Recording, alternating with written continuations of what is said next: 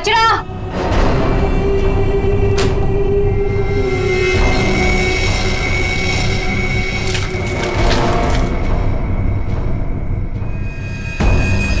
इसको सही जगह फेंकना और संभाल के देना, कोई देखे नहीं। आप चिंता मत कीजिए, मैं सब संभालूंगी।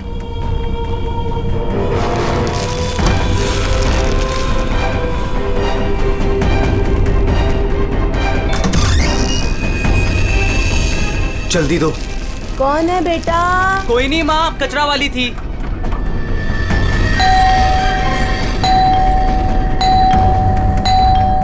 अरे कौन है? कचरा।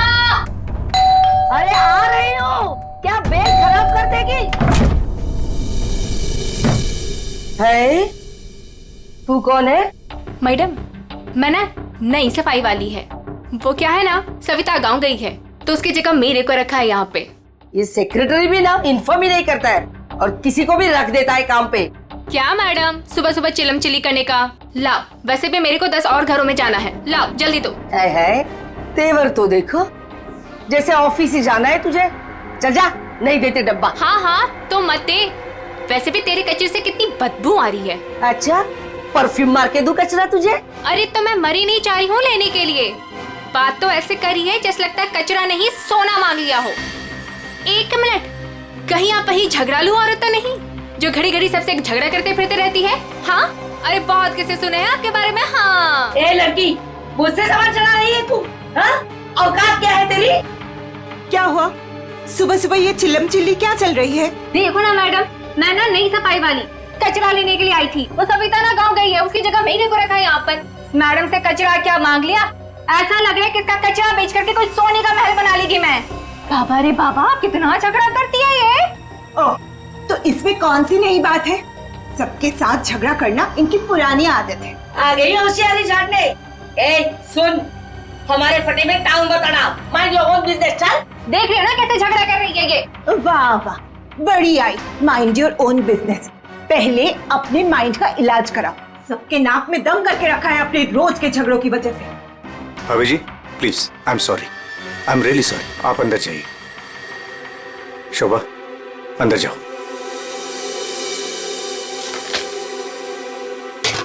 जाओ। खाली लड़ते रहती है, पता नहीं कैसी औरत है ये। आपको बीच में आने के लिए किसने बोला?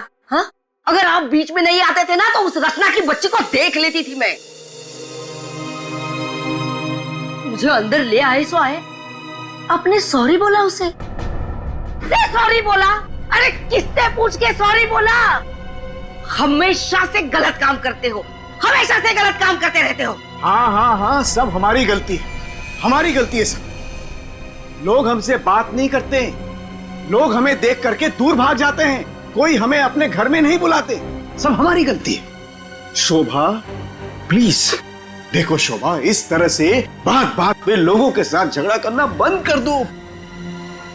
देखो शोभा, तुम जानती हो इस वजह से लोग हमारे घर को कितने बदनाम कर चुके हैं, यहाँ तक कि सोसाइटी वाले पुलिस की धमकी दे चुके हैं। अरे वो क्या पुलिस कंप्लेंट करेंगे, मैं खुद पुलिस स्टेशन जाऊंगी और एक एक को ठीक से देख लूंगी। और आप उनकी साइड ले रहे हो? उनकी? आपको अपनी बीवी की कोई फिक्र नहीं है क्या? हाँ, मैं तो हूँ ही ऐसी, झगड़ालू हूँ। मैंने सबकी नींद हराम करके रखी है। और ये बिल्डिंग वाले, ये तो संत महात्मा है ना। बहू, वो लोग भी गलत हो सकते हैं, लेकिन लोगों से बात करने का एक अलग ही तरीका होता है। आइए आइए, पधारिए। अरे मैं तो वही सोच रही थी कि अब तक आप कैसे नहीं पधारी अपने लाडले की तरफदारी करने के लिए। देखिए माँ जी, एक तो वैसे भी इन्होंने आपको मेरे मत्थे मड़ा है, वो भी मुझसे पूछे बिना। मेहमान बनकर आई हो तो मेहमान बनकर रहो घर में। शोभा, माँ से इस तरह से बात नहीं किया करते। तो आप कहो ना अपनी माँ से कि मुझसे बात ही ना करे। अरे पूरा दिन इनकी सेवा करती रहती हूँ, फिर भी ये सब सुनना पड़ता है। बस मॉम बस, सुबह सुबह दिमाग खराब करके रख दिया है। और अब दादी और डैड से कैसे बात कर रहे हो? क्या ये घर दादी का नहीं है? चुप कर, बदतमीज लड़की। बड़ों के बीच में बात करने से अच्छा है कि तुम अपनी पढ़ाई करो। पर तुम कहाँ पढ़ाई करती हो, पूरा दिन इस मोबाइल और लैपटॉप में घुसी रहती हो। ये किसकी फोटो है? कौन है ये लड़का? तेरा बॉयफ्रेंड तो नहीं है? मॉम, जैसे अभी आपने बताया ना कि मैं आपके मामले में इंटरफेयर ना करूं, वैसे आप मेरे मामले भी में इंटरफेयर ना करें तो अच्छा होगा। बदतमीज लड़की, मुझसे जबान लड़ा रही है तू? बड़ों से बात करने का तमीज नहीं है तुझे? अगर मुझसे जबान लड़ाई ना तो याद रखना। हाँ, क्या कर लोगे आप? हाँ, क्या कर लोगे? जैसे भैया को इस घर से निकाल दिया वैसे मुझे भी निकाल दोगे? हाँ? काव्या! माँ, शोभा, बस बहुत हो गया। ऐसे किसी जवान लड़की से बर्ताव नहीं किया जाता। माँ, तुम्हें मंदिर जाने में देर हो रहा है ना? तो चलो मैं तुम्हें मंदिर छोड़ देता हूँ। काव्या, तुम्हें कॉलेज जाना है ना? चलो मैं तुम्हें ड्रॉप करता हूँ। चलो जल्दी चलो। तुझे तो मैं देख ही लूंगी। बहुत बदतमीज होने लगी है आजकल।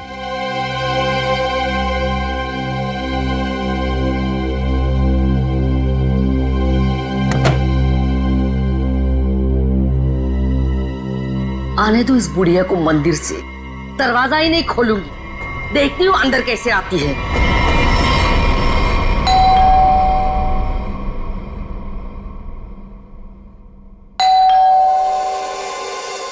शोभा, दरवाजा क्यों नहीं खोल रही हो? शोभा, क्या माँ जी? आपने शोभा को कहीं जाते हुए देखा है क्या? क्या हुआ माँ जी? रचना, तूने शोभा को कहीं देखा है क्या? माँ जी, मेरे इतने भी बुरे दिन नहीं है कि मैं उनको देखूं। पता नहीं उसमें भी उनको कोई प्रॉब्लम हो जाए। पर हुआ क्या? शोभा दरवाजा नहीं खोल रही है। अब जरा जाके सेक्रेटरी को बुला के लाइए ना प्लीज। अभी बुलाता हूँ। शायद वो बाथरूम में नहा रही हो। इतनी देर से नहा रही है?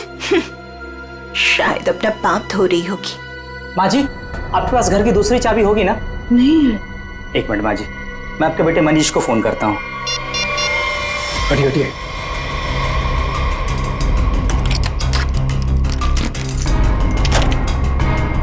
माँ, दरवाजा अंदर से बंद है। अंदर से कैसे बंद है? इनका पैर फिसला और किसी चीज से टकरा के गिर गई। हाँ, एक्सीडेंट हो सकता है। एक काम करो, घर में जितना सारा फर्नीचर है चेक करो, उसके कॉर्नर चेक करो फर्नीचर के, और फिर देखो कहीं पर नुकीली चीज है क्या, शायद उससे टकराई हो।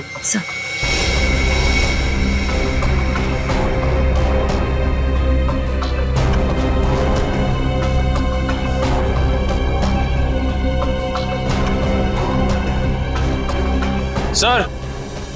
हाँ निखिल। सर टूटा हुआ बांस और सर इस पे खून भी लगा हुआ है। हाँ, लगता है खूनी ने ये बाज बेचारे शोभा के सिर के पीछे मारा है इससे जोर से, और फिर शायद शोभा अपनी जान बचाते बचाते यहाँ से बाहर गई, गिर गई और फिर दम तोड़ दिया होगा। लेकिन सर दरवाजा तो अंदर से बंद था, कुंडी लगी हुई थी, तो फिर खूनी घर से बाहर गया कैसे होगा? सर हो सकता है बालकनी से चला गया। नहीं निखिल, इतनी ऊंचाई से कोई बाहर जा ही नहीं सकता है। सर, घर के बाहर सीसीटीवी कैमरा लगा हुआ है। बस तो फिर वो सीसीटीवी कैमरा का फुटेज और लॉबी के सीसीटीवी कैमरा का फुटेज सब देख लेते हैं।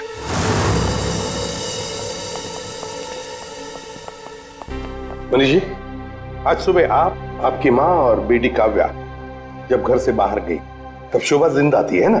जी सर। मतलब शोभा जी का कत्ल हुआ सुबह 10:30 बजे के बाद में ही। पर काव्या, तुम 11 बजे कॉलेज से वापस क्यों आ गई थी? देखो, चुप रहने का कोई फायदा नहीं है। हमने लॉबी के सीसीटीवी फुटेज में देख लिया है, तुम ठीक 11 बजे बिल्डिंग में अंदर आई थी। काव्या, तुम कॉलेज नहीं गई? वो मेरा फ्रेंड अश्मित हमारी विंग में रहता है, मैं उसी से मिलने वापस आई थी। अपने बॉयफ्रेंड से मिलने गई उसी वक्त जिस वक्त अपनी माँ का कत्ल हुआ।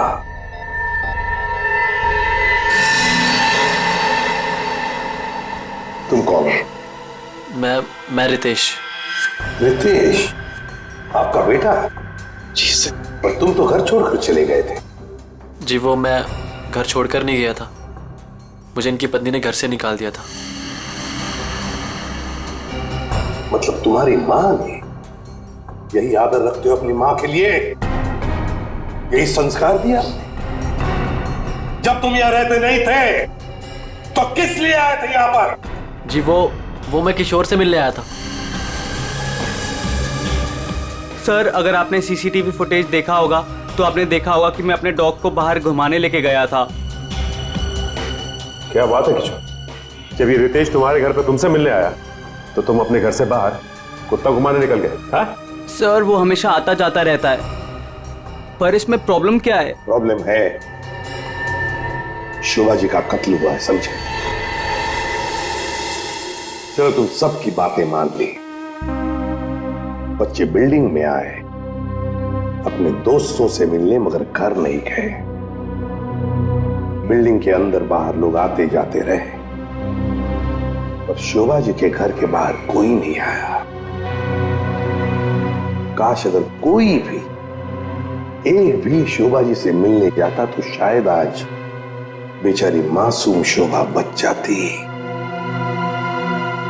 सर, वो कोई बेचारी औरत नहीं थी, जैसी औरत थी उसके साथ वैसा ही हुआ।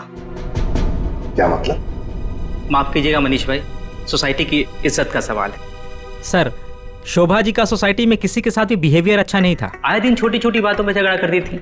इवन सर, आज भी उनका झगड़ा हुआ था। झगड़ा हुआ था? किसके साथ? इनसे, रचना जी से। ओह सर, मैं सर, मैंने उसको नहीं मारा सर। मैंने तो कभी किसी मच्छर को भी नहीं मारा सर। एसीपी साहब, इन सोसाइटी के सारे लोगों को मैं जानता हूं। इनमें से ऐसा कोई नहीं है जो शोभा को इस तरह से मार सके। मगर शोभा जी का खून तो हुआ है ना, किसी ने तो किया है। अरे तारिका, ये क्या कर रही हो? ऐसा क्या करते हो डॉक्टर साहब ने? करने दीजिए ना सर, कुछ भला करने जा रही है तो उसे टोकना ठीक नहीं है ना सर? अरे नहीं, मैं जानता हूं अच्छी तरह से। जिस दिन मैं वहां पर लाशों की जगह लेटा हुआ होऊंगा ना, तुम लोग सबको मिठाई बांटने वाले हो, जानता हूं मैं तुम्हारे सारे इरादों के गुब्बारों को उड़ने से पहले ही फोड़ करके दम लूंगा, समझे? हमारी वजह से आप बच गए सालू के साथ, वरना तारिका ने तो आपका सर फोड़ ही दिया था। अरे मैं तो सिर्फ इनायत कर रही थी। अच्छा, सालू के साथ का सर फोड़ने का? जी नहीं, इस औरत के सर पे किस चीज से बहुत जोर से मारा गया है जिससे इसकी मौत हो गई, ये पता लगाने के लिए। देख सालुंखे, किस चीज से मारा ये तो हमें पता है, यही मर्डर वेपन है। हाँ, इस पे तो हमें इनका खून भी मिला था, जो उस वक्त तक सूखा भी नहीं था। ये लो, बहुत बढ़िया। है? जो भी वहां पर मिला उस पर भरोसा करके आगे सीधे आना, कमाल है, बिना अपना दिमाग लड़ाए। है तारिका, कई बार मैं सोचता हूँ अगर हम नहीं होते तो इन लोगों का बेचारों का होता क्या है? ये बात हमें क्राइम सीन पर मिला है। अगर इससे नहीं मारा गया तो फिर इस पर खून कहां से आ गया? क्या अपने आप छल के आ गया है? ये मैं नहीं जानता हूँ, लेकिन हाँ ये मैं जरूर जानता हूँ कि ये मर्डर वेपन नहीं। डॉक्टर साहब, आप इतने कॉन्फिडेंस के साथ कैसे कह सकते हैं? हाँ, अब आए पॉइंट पर। तो सुनो, इस औरत की मौत हुई है खोपड़ी की हड्डी टूट जाने की वजह से, और हड्डी टूटी नहीं, चकनाचूर हो गई। और ऐसा तभी हो सकता है जब जबरदस्त तरीके से इस पर वार किया गया, बहुत ज्यादा इंपैक्ट की जरूरत होती है। और इस वार से कितनी भी जोर से क्यों ना मारा गया, हड्डी इस तरह से चकनाचूर नहीं हो सकती। अगर इनका खून इस वार से नहीं हुआ है तो फिर किस चीज से हुआ है? बहुत भारी चीज से इसके सर पे वार किया गया है। बहुत भारी चीज से? तो फिर सालुंखे, हमें वहां क्राइम सीन पर इसके अलावा और कोई भारी चीज नहीं मिली, समझे? दया, इसके पास और कोई जवाब नहीं है, हमारा टाइम बर्बाद कर रहा है। चलो। एक मिनट, मैं टाइम बर्बाद कर रहा हूँ? हाँ। मैं डॉक्टर सालू के तुम लोगों का टाइम बर्बाद कर रहा है? हाँ। ठीक है, तो मैं खुद वहां क्राइम स्पॉट पे जाकर के ये थ्योरी प्रूव करके दिखाऊंगा बॉस, तब पता लगेगा कौन टाइम बर्बाद कर रहा है, मैं या तुम खुद अपना टाइम बर्बाद करो। तारिका, मेरे बैग, अरे बैग दो ना तुम यार, मैं बताता हूँ इन्हें कौन टाइम बर्बाद कर रहा है। Fast, quick. सब अभी बता दो, मैं टाइम बर्बाद कर रहा हूँ। सालू के साथ तो कोयले के इंजन की तरह धुआं उड़ाते हुए चले गए, गुस्सा हो गए क्या? हाँ, तुम्हारी वजह से। अब आएगा मजा।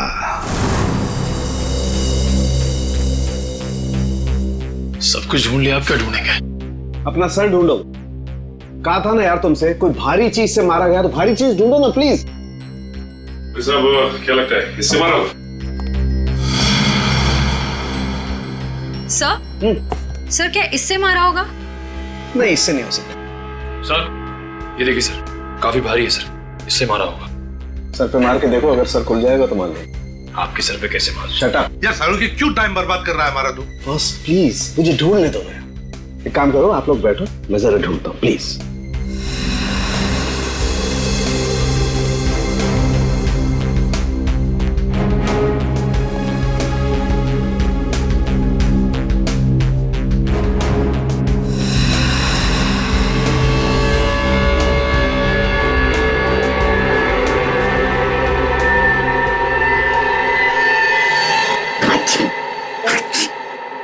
पूरी दुनिया में सर्दी फैलाएगा। ओए, अरे यार क्या हो गया? सर क्या हुआ, आप इतना चीख क्यों रहे हैं? मसाला मसाला मसाला। हाँ सर, चारों तरफ मसाला गिरा हुआ है और यहाँ पे निशान भी है।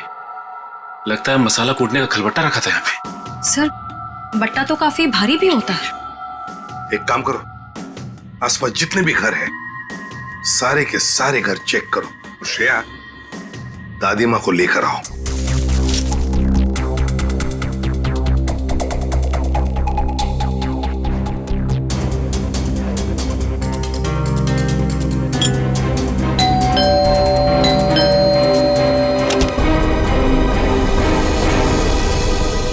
आप लोग? हमें आपके घर की तलाशी लेनी है। लेकिन खून तो वहां हुआ है, आपको यहाँ क्या मिलेगा? देखिए, आपकी बिल्डिंग में खून हुआ है। क्या आप चाहती हैं कि एक और खून हो जाए? प्लीज हमें अपना काम करने दीजिए। ओके, आइए।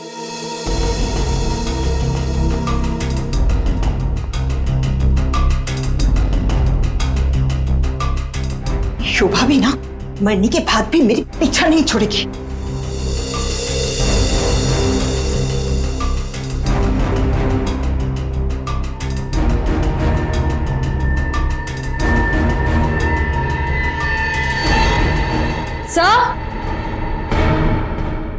आश्रया, सर ये देखिए।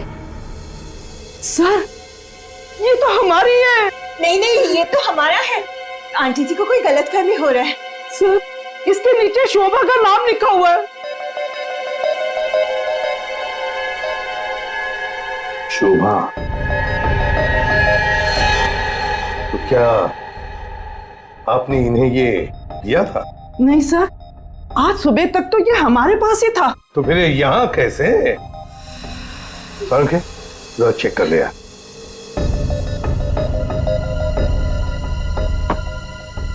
वो क्या है ना सर, मैंने गुल्लू के पापा को छोले खिलाने का वादा किया था।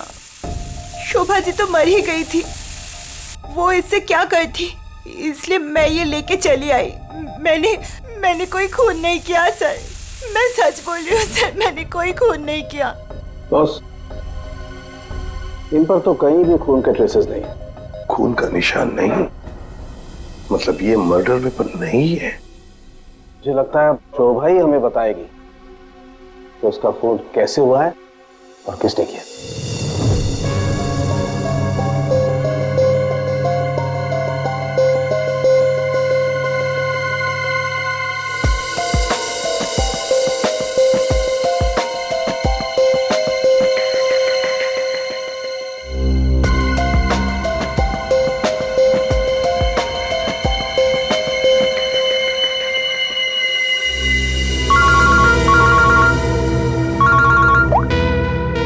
सारंग के बोल। अच्छा, गेरू मिट्टी। अच्छा ठीक है सचिन, मर्डर वेपन का पता चल गया है। पर वो क्या है सर? गमला। गमला? हाँ गमला। साळुंके को शोभा के कान में गेरू मिट्टी के कुछ अंश मिले। गेरू मिट्टी जो गमले में इस्तेमाल होती है। सर हमें शोभा के घर में एक भी फ्लावर पॉट नहीं मिला। देखते हैं।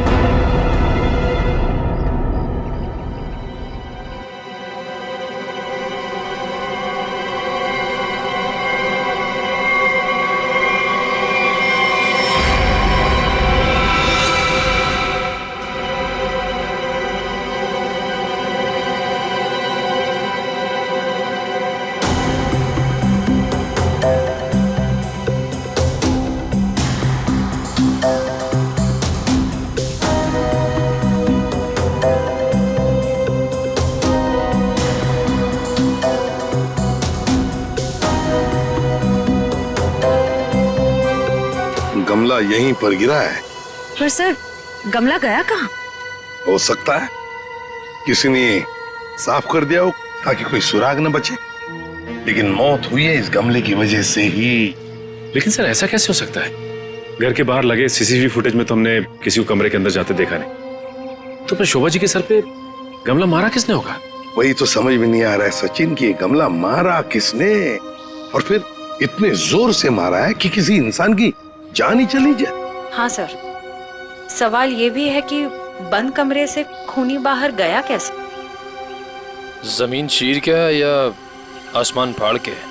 जमीन चीर के तो नहीं निखिल, जमीन चीर के नहीं, आया होगा तो आसमान फाड़ के ही। 1 2 3 4 5 6 7वीं मंजिल पर शोभा जी रहती है, वो रही उसकी बालकनी, और बिल्कुल उसी के ऊपर है 8वें मंजिल की बालकनी। चलो चलकर देखते हैं।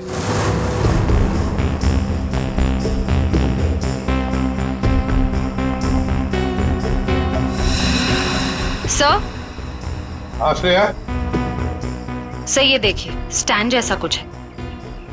स्टैंड जैसा तो है।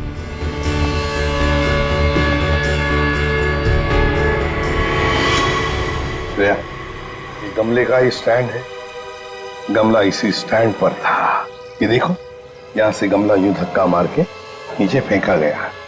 ये फ्लैट किसका है? सर किसी एनआरआई का है, और बिल्डिंग का सेक्रेटरी होने के नाते इसकी चाबी सिर्फ मेरे पास ही रहती है सर। क्या हाल फिलहाल में यहाँ पर कोई आया था?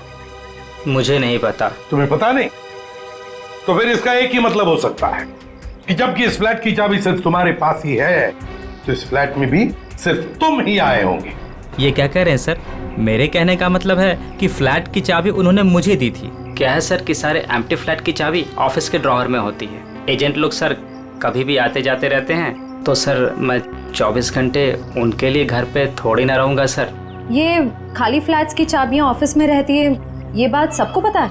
हाँ, हमारे सारे रेजिडेंट्स और सारे कमिटी मेंबर्स को ये बात पता है। हमारे अलावा कोई भी कभी भी ऑफिस जाकर चाबी ले सकता है। वाह, देखा कितने अच्छे सेक्रेटरी है ये सोसाइटी के, जबकि सारी जिम्मेदारी तुम्हारे ऊपर है। फ्लैट के अंदर कोई भी घुस सकता है, कुछ भी कर सकता है। यहाँ तो एक खून हुआ है, खून, समझे?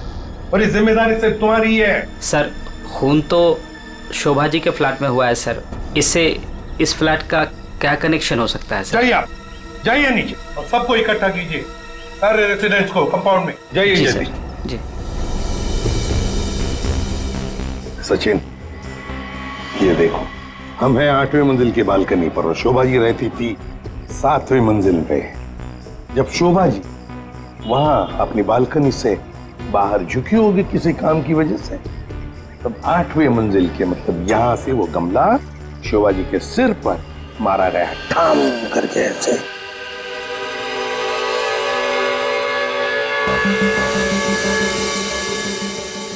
भगवान का लाख लाख शुक्र है, वरना आज तो मसाला कूटने के चक्कर में मेरी कुटाई हो जाती उन सीआईडी वालों के हाथों। इसीलिए छोले को मारो गोली, ये लौकी खिला दूंगी गुल्लू के पापा को। ओह गॉड!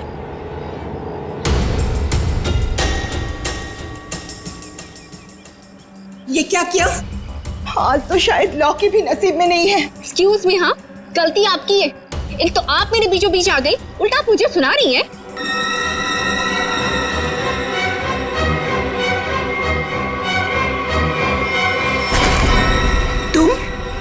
तुमको तो मैंने कहीं देखा है। देखिए, आपका जो कुछ भी नुकसान हुआ है उसके लिए आई एम सॉरी, मैं थोड़ी जल्दी में हूँ। रुक रुक, तुम वही सफाई करने वाली हो ना? अरे छोड़ मेरे हाथ। तेरी वजह से वो शोभा मेरे ऊपर राशन पानी लेके चढ़ गई थी। कौन शोभा? कैसा राशन पानी? मैं कुछ भी नहीं जानती। Excuse me. अरे स्क्वीज तो तेरी आज मैं करूंगी। तेरे जाने के बाद ही शोभा का कत्ल हुआ था। क्या? चल मेरे साथ सीआईडी के पास चल। चल चल। हमें उस चीज का पता चल गया है जिससे शोभा जी का खून हुआ है। एसीपी साहब, क्या आप मुझे बता सकते हैं वो कौन सी चीज है जिससे मेरी पत्नी का खून हुआ? Flower pot. Flower pot? जी हाँ, फ्लावर पॉट। बिल्डिंग के 8वें मंजिल पर जो फ्लैट बंद पड़ा है उसके बालकनी के ऊपर रखा गया था ये फ्लावर पॉट और ऊपर से शोभा जी के सिर पर मारा गया। Flower pot.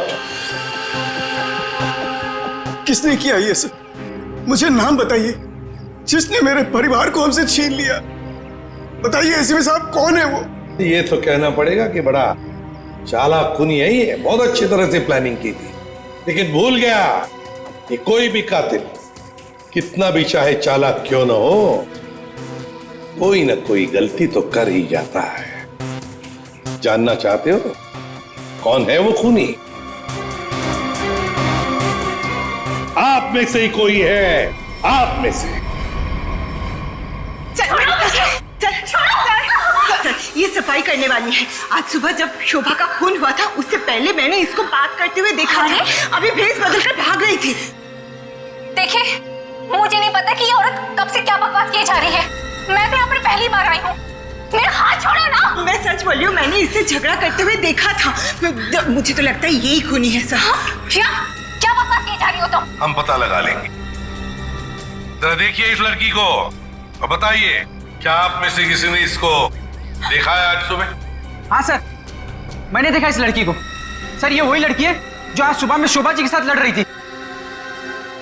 रुक, कहाँ भाग रही है?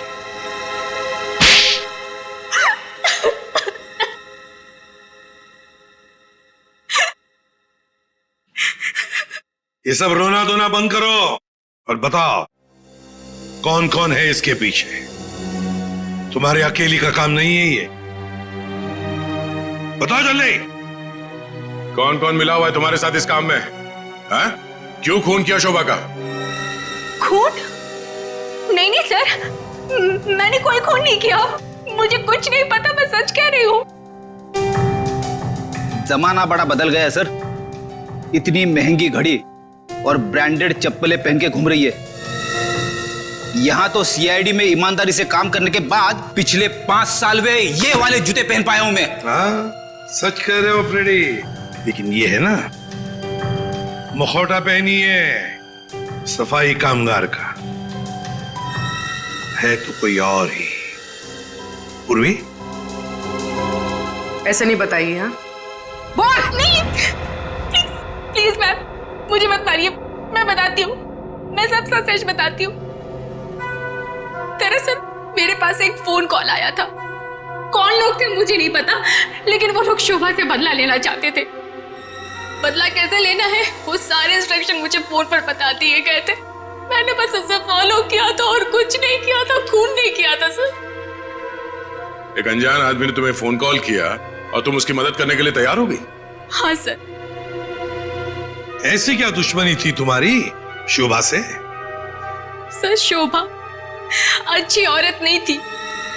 वो बहुत ही घमंडी और झगड़ारू किस्म की औरत थी। सर, मैं एक स्टोर में सेल्स गर्ल का काम किया करती थी। मेरे स्टोर में आई वो एक दिन, नेल पेंट दिखाने के लिए कहा। नेल पेंट का ढक्कन जब मैं खोल रही थी तो सर गलती से वो नेल पेंट की कुछ बूंदें उसके साड़ी के पल्लू पे गिर गई थी सर।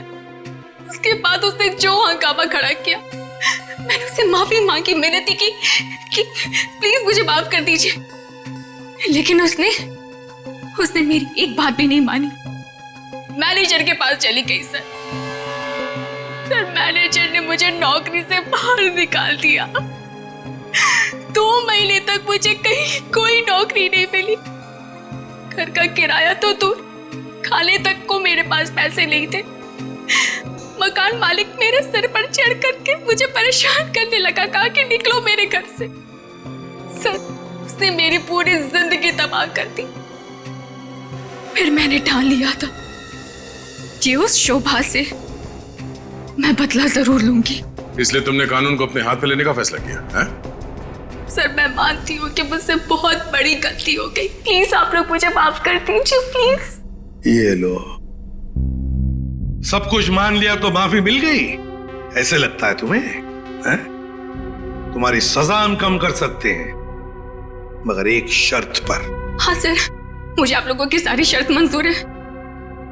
बताइए मुझे क्या करना होगा? तो ये बताओ कि फोन पे एग्जैक्टली क्या इंस्ट्रक्शन दिए गए थे तुम्हें? मुझे बस वो फ्लावर पॉट गिरने के बाद उसे साफ करने के लिए कहा गया था। वो फ्लावर पॉट जैसे बालकनी से शोभा के सर से टकराकर नीचे गिरा तो मेरे पास उसे झट से साफ करके वहां से मैं निकल गई। बस यही किया था मैंने। वो फ्लावर पॉट किसने फेंका था? Flower pot? नहीं, किसी ने फेंका नहीं था। किसी ने नहीं फेंका? ये कैसे हो सकता है? कोई तो ऊपर था फेंकने वाला। नहीं सर, मैं सच कह रही हूँ, वहाँ पर कोई नहीं था। वो फ्लावर पॉट अपने आप गिरा था। कौन था ऊपर? यकीन कीजिए, मैं क्यों झूठ बोलूंगी आप लोगों से।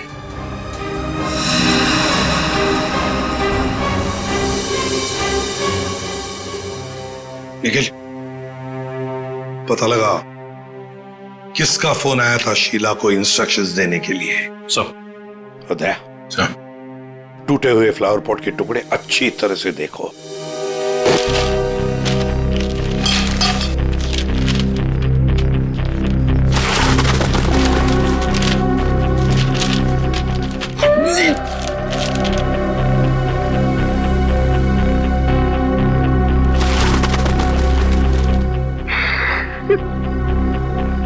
सीआईडी पे इतने साल काम करके यही इज्जत मिली। क्या हुआ पंकज सर? कोई इज्जत चाहिए आपको? नहीं, वो सर, इसमें सिर्फ सड़ा हुआ कचरा है सर, और कुछ भी नहीं है सर। यहाँ पे थोड़ी देर और खड़ा रहा ना तो मैं बदबू के मारे शहीद हो जाऊंगा सर। कुछ नहीं होगा तुम्हें, काम पे ध्यान दो।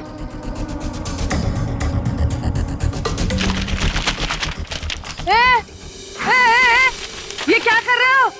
ये मेरा इलाका है, यहाँ मैं किसी और को कब्जा जमाने नहीं दूंगी। अरे कौन कब्जा करना चाहता है? मेरा बस चले तो मैं खुद यहाँ से सलट लूं। तो फिर मेरे इलाके में कचरा चुनकर ये मेरे पेट में लात क्यों मार रहे हो? अरे मेरी माँ, आपके पेट पे कोई लात नहीं मार रहा है, मैं खुद यहाँ पे अपनी नौकरी बचा रहा हूँ। देखो, तुम लोग जाओ यहाँ से, ये मेरा इलाका है, मैं किसी और को कचरा चुनने नहीं दूंगी। जाओ जाओ। हम लोग सीआईडी से हैं और इस कचरे में सुराग ढूंढ रहे हैं। हाँ? सीआईडी? रुक रुक, देखो जरा, चलो। सर, हाँ, सर पे पैर रख के भाग गई सर। आपको थोड़ा सॉफ्ट रहना चाहिए, आपको देख के डर के भाग गई। सर वो टाइम नहीं ना, वो कचरा।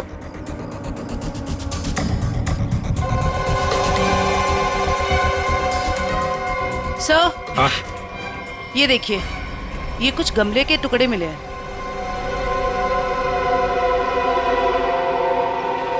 अच्छा, खून लगा हुआ है। हाँ दया, लगता है ये वही फ्लावर प्लॉट है जिससे खून हुआ है।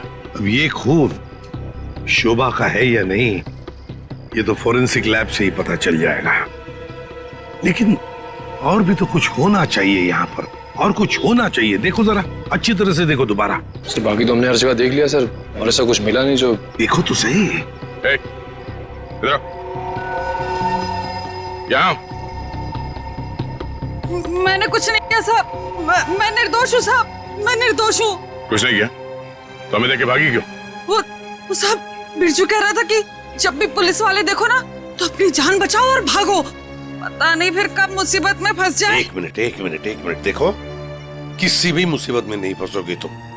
इतना बताओ, क्या सुबह तुमने यहाँ से कुछ कचरा उठाया था? हाँ?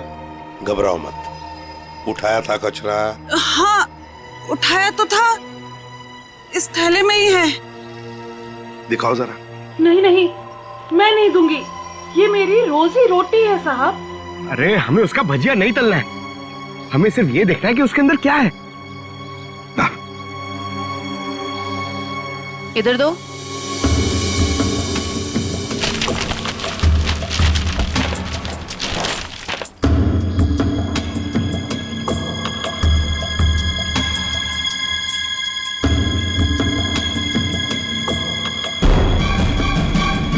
खिलौने का बॉक्स है सर, एड्रेस भी लिखा हुआ है। ओह, तो ये है खूनी।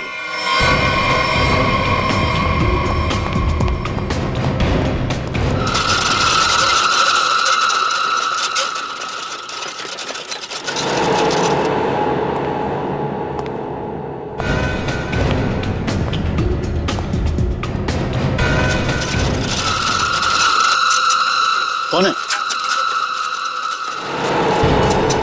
कौन है? अरे कौन है यहाँ? सामने आओ। कौन है?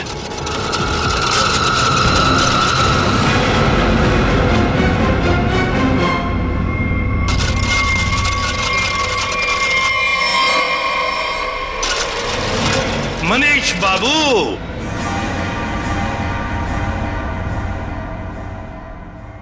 हाँ, खिलौनों के साथ बहुत खेल खेल लिए, अब ये तुम्हारा खेल खेलना खत्म। मैंने आगे रास्ता बंद है।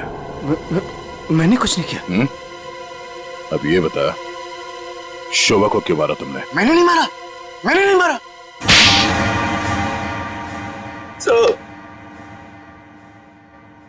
शोभा एक झगड़ालू औरत थी साहब, झगड़ालू औरत। हमेशा गालियां देती थी साहब, हर छोटी मोटी बात पे चिल्लाती थी, भद्दी भद्दी गालियां देती थी। आतंक था साहब उसका एक। हम सबको वो मेंटली टॉर्चर दे रही थी साहब, लेकिन फिर भी हम सबने सहा, हर बात को सहा साहब। जब तक ये बात घर के चार दीवारी तक थी तब तक तो ठीक था, लेकिन धीरे धीरे ये बात साहब घर के चार दीवारी से बाहर निकल के मोहल्ले तक फैल गया।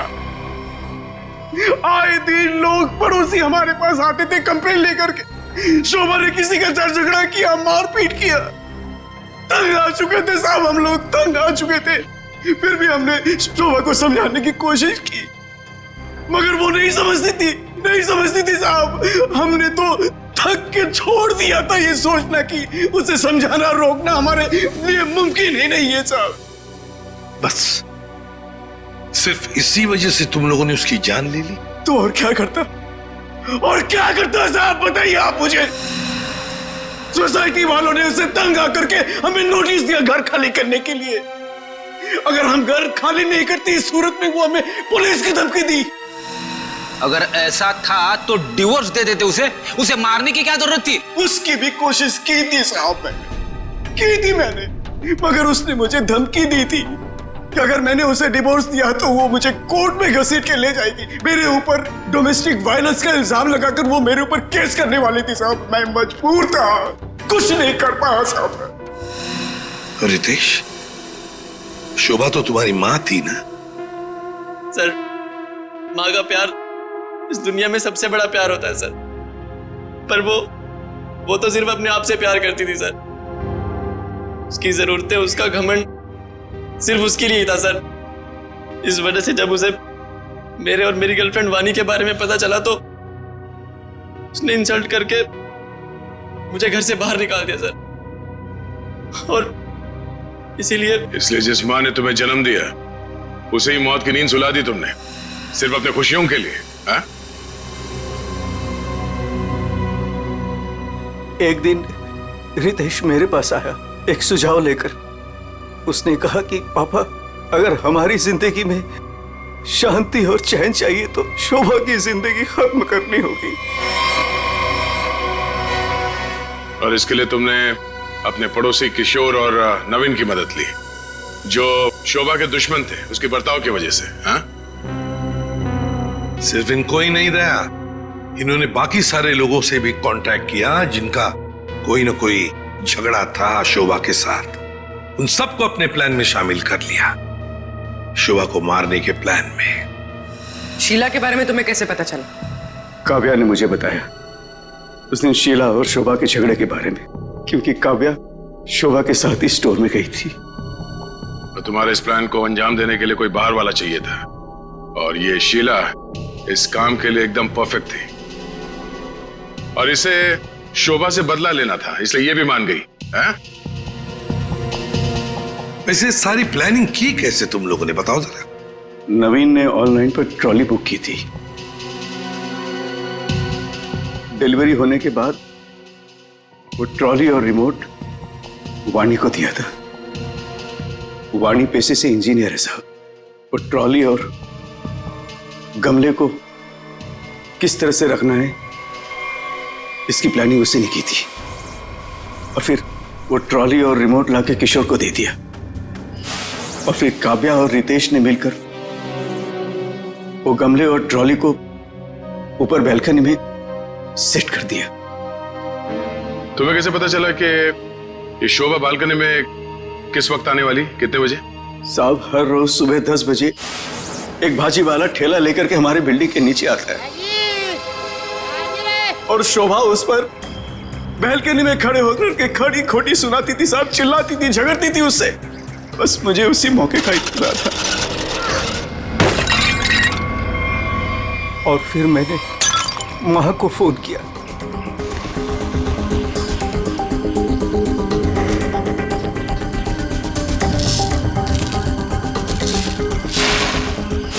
कभी एक बार भी नहीं सोचा कि शोभा के ऐसे स्वभाव के पीछे कोई वजह हो, कोई कारण हो सकता है उसे कोई दिमागी बीमारी हो जिसका इलाज हो सके? नहीं सोचा। तुम सब ने सिर्फ अपने ही बारे में सोचा, तंग आ गए उसके स्वभाव से, इलाज नहीं किया उसका, बस जान ले ली उसकी। कानून तुम सबको कड़ी से कड़ी सजा देगा।